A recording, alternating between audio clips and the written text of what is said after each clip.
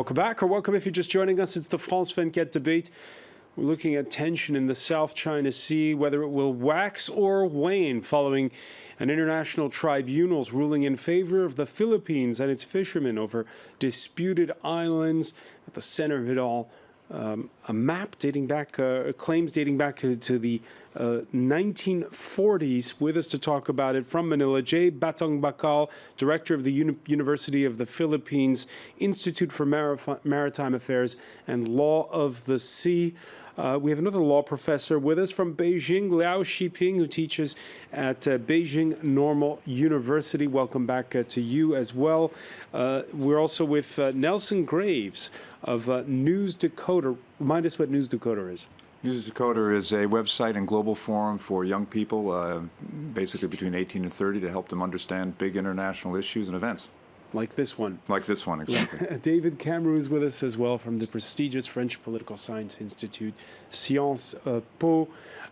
Just last week, China's annual war games took place between Hainan Island and, I hope I'm pronouncing this right, Shisha Islands, AKA the Paracel Islands, if you're on the other side of it. David Cameron, when you look at those images and you look at the rhetoric in the build-up to this ruling, can they tone it down? Well, they conduct these military exercises near the Paracels, and the Paracels weren't really concerned by this this judgment because they're real islands, and the rest we're talking about rocks and reefs and submerged surfaces. This is really the problem. It's an internal Chinese problem. They've ratcheted up the Chinese nationalist reaction in the public, on the net and elsewhere, about the impending decision. And can the leadership now appear, particularly given the nationalist rhetoric of the new president, to really accept this judgment without reacting in some kind of way? So there are really, we're not sure what's going to happen, but there are possibilities that the Chinese will feel they have to do something militarily, symbolically, to show that they're present. They may continue with the island building. They may send military aviation on some of the islands, which haven't yet done. Or they may choose simply to let things lie and then enter into some kind of negotiation afterwards with the Philippines.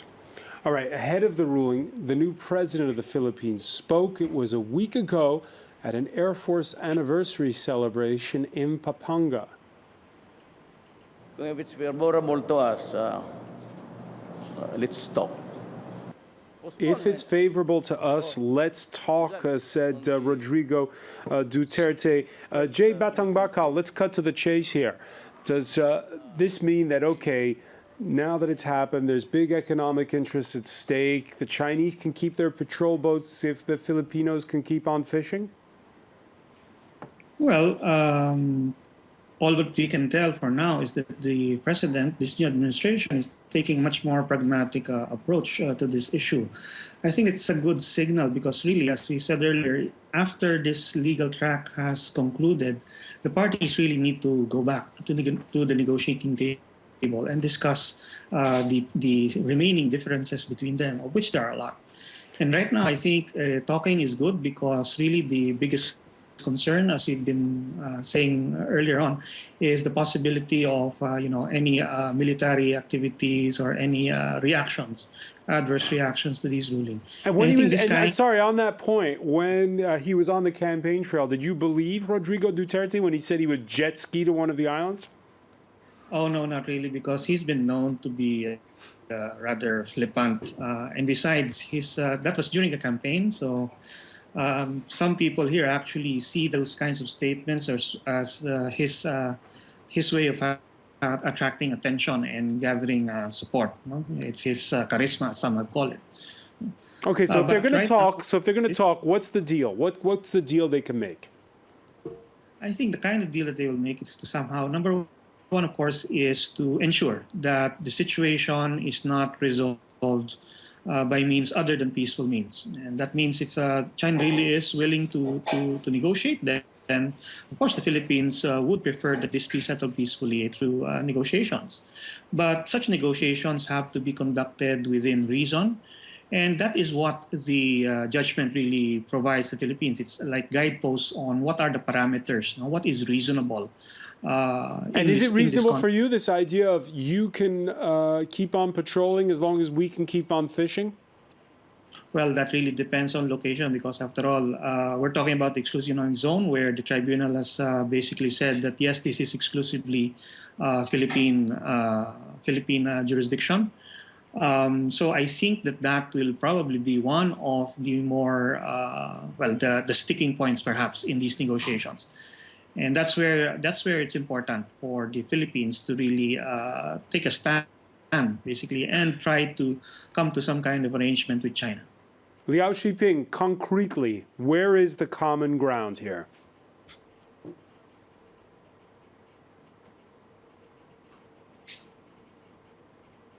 Liao Shiping, can you hear us? Yes, yes. I was asking you, where is the common ground between the Philippines and China? Where can they cut a deal?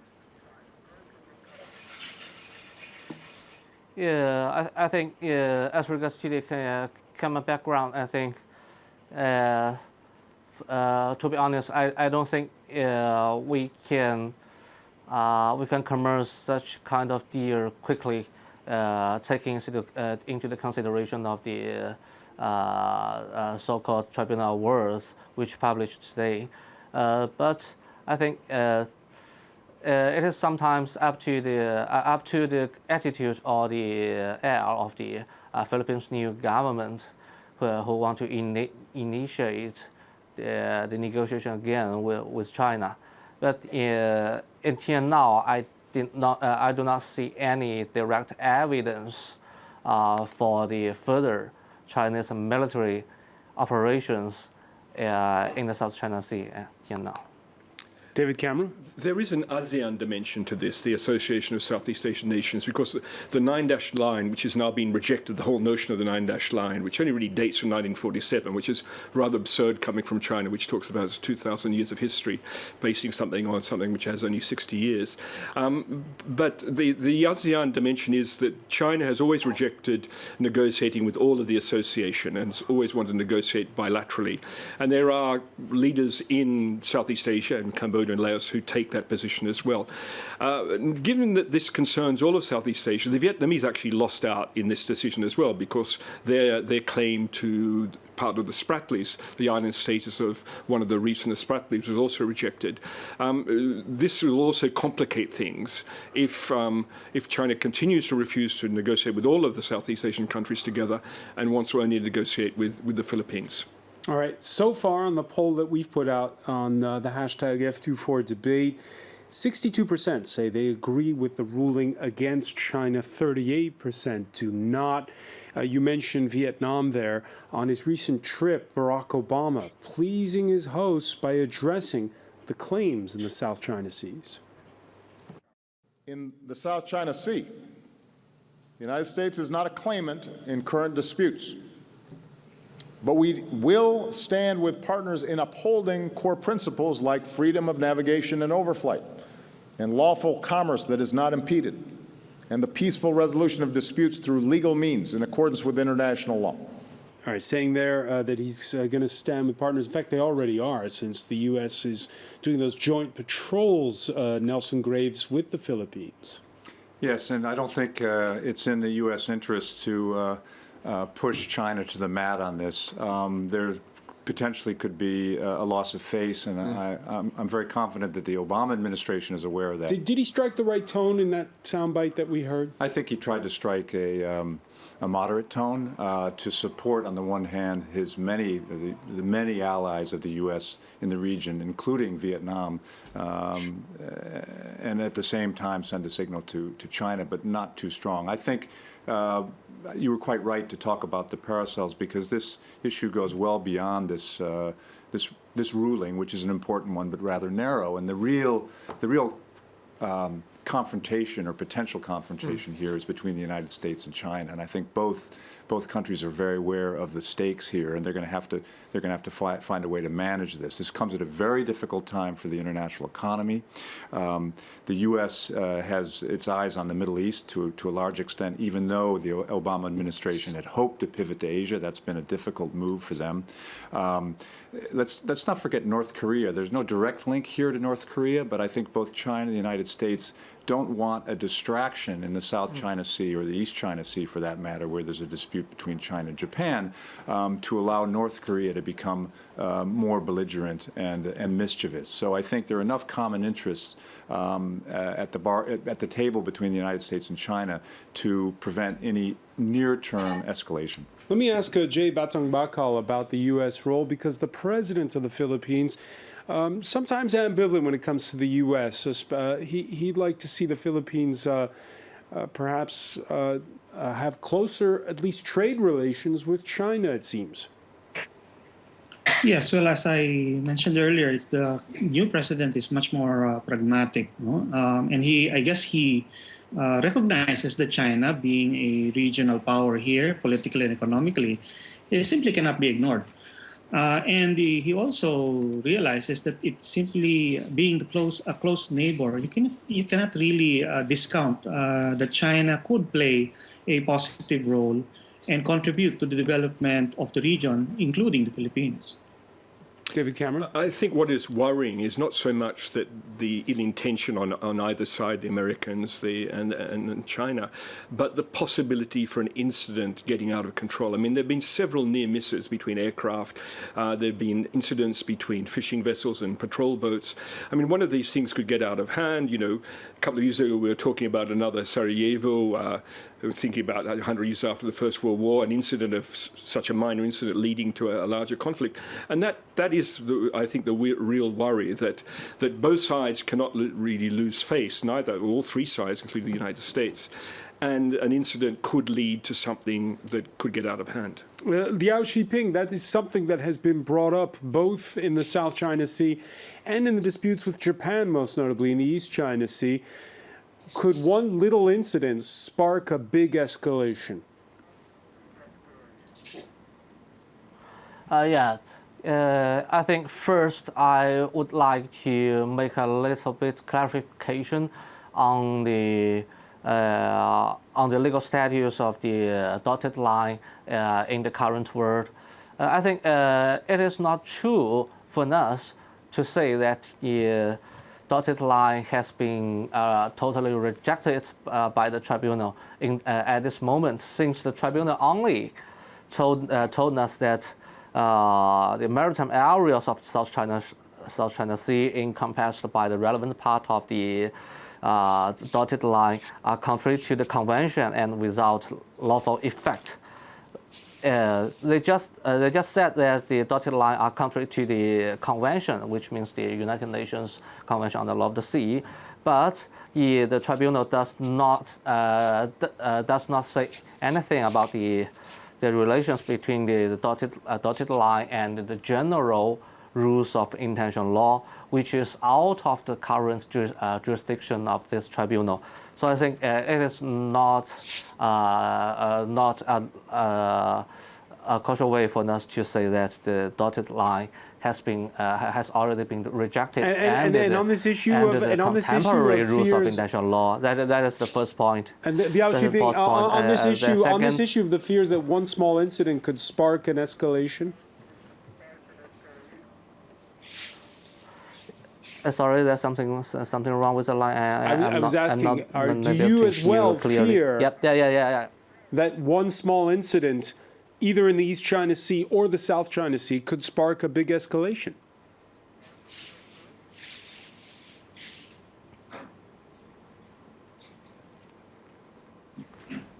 All right, we seem to be having a sound issue there with Beijing. We'll try to have that sorted for you fast. China's ambitions, and it was a point that was brought up by Nelson Graves. We've seen the defense spending in China, which has gone up and up and up. Now the Pentagon spending down slightly last year, below $600 billion, but still it dwarfs that of the People's Liberation Army. In these times, David Cameron, where Beijing has to tighten its belt a little bit more, does that mean less defense spending, or do you ratchet up the nationalism and you spend more of your money on the army? I mean, to be fair, China's defense spending is not excessive in relation to its GDP and its population, but it's true that the increase, I mean, it dwarfs that of all of the neighbors, and that's really the problem.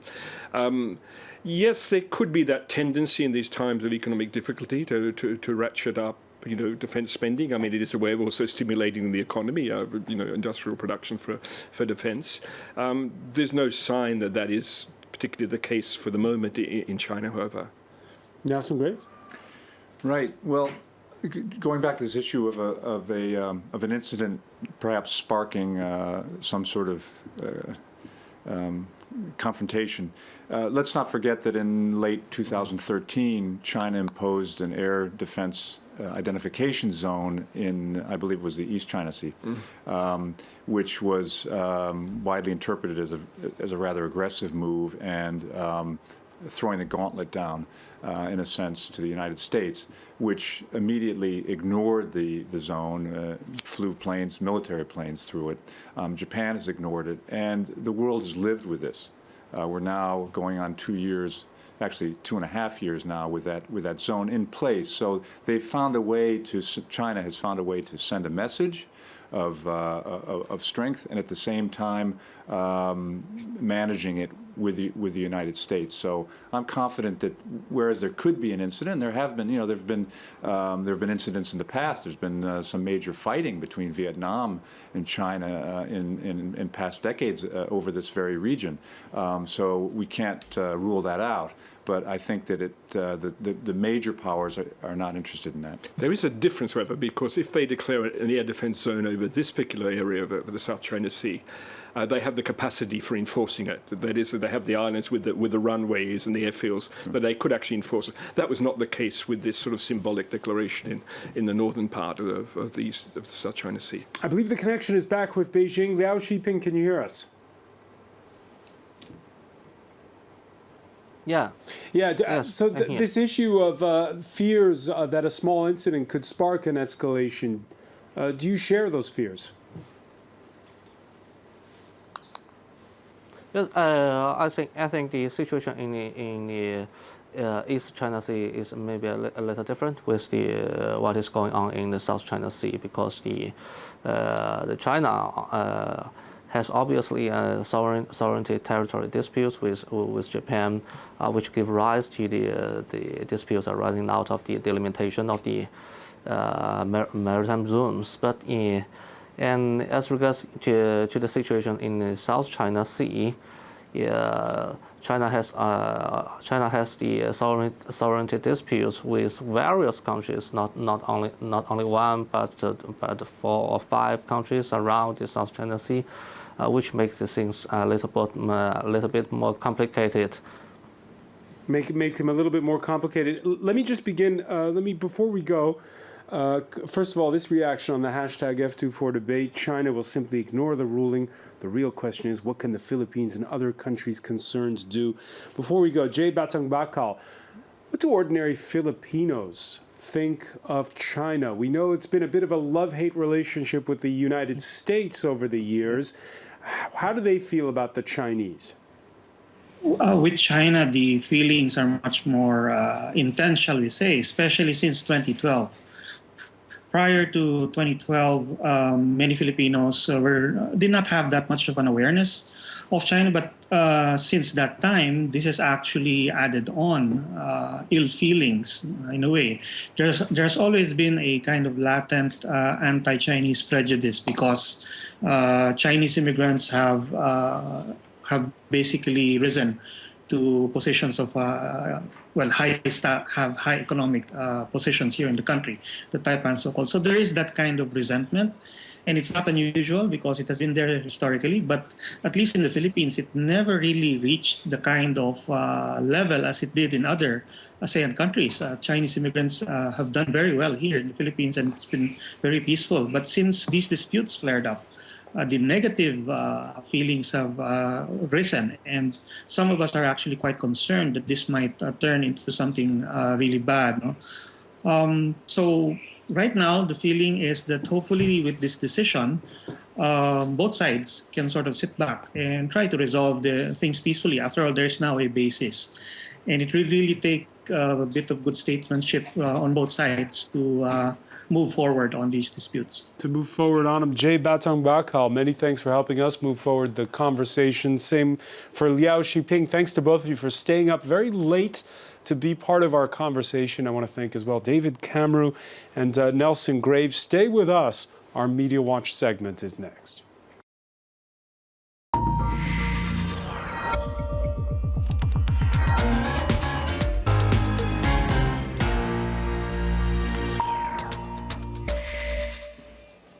And we say hello to James Creedon. Hi, François. So obviously a topic that's generating a lot of comment and reaction across different media. First of all, a look at some of the Chinese news agencies.